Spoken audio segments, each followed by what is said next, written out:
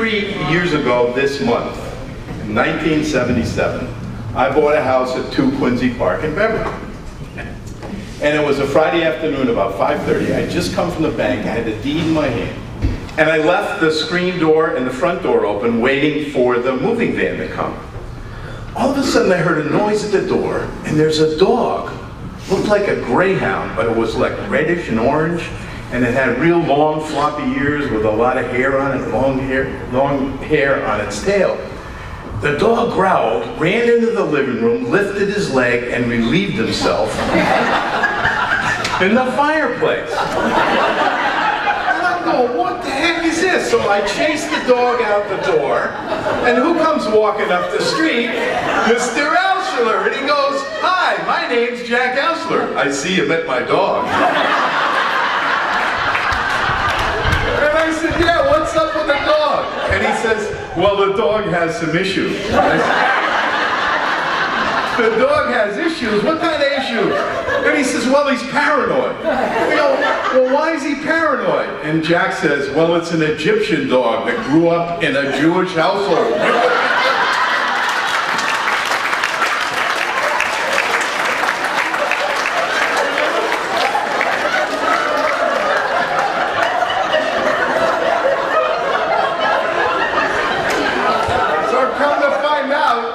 Jack and Donna used to live in that house. Now I have the privilege of living right next door to them. But I got another story to tell you. This isn't quite so funny, but it is how Jack's golf game has changed. We played a lot of competitive golf together. And in 1980, Jack and I at Salem Country Club went to the semifinals. We ended up losing to the guys that actually won it that year. So in 1981, we said, you know what, we're gonna win it. We won our match on Wednesday, Thursday, Friday, Saturday morning, and Saturday afternoon we go to the semifinals again. We're playing Walter McNeil, who you may know owned McNeil Radiator on Rantoul Street, and Dick Silva, that owned Beverly Paddock. So Jack and I are going, this is a cinch, we're gonna whip these guys. We get to the first hole, the guy hits one off a tree, knocks it in the cup for a deuce. We're one down. We get to the second hole, Jack's on the green in 2, he's got a 10-foot putt, and I'm going, oh, all he has to do is 3 putt, at least we have the hole. He knocks it within 2 feet, he goes to make his next putt, which would have won the hole, knocked it 6 feet past. And then, old Jackson, because he learned how to play at Beverly Sand and Gravel, he picks up the ball. We're out of the hole. We lose the hole. And now he's madder than hell. And I saw a couple of red veins. We walk to the next tee.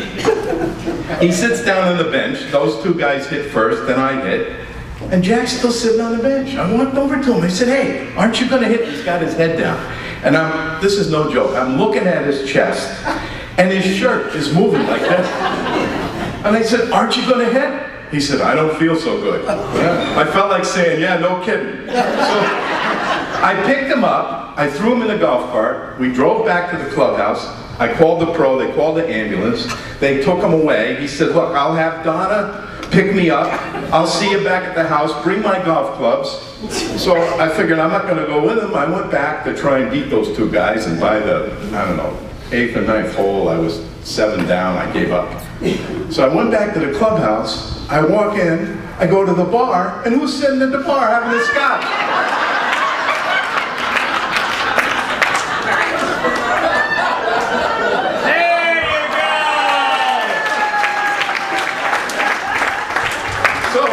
That was the end of his putting career. And now, as you probably know, Jack and his buddies, they don't play for score anymore. They play for time. Because every time I saw Jack ever since then, hey Jack, how'd you do today? Did you play golf? He says, yeah, we were done at 9:30. We set a new record.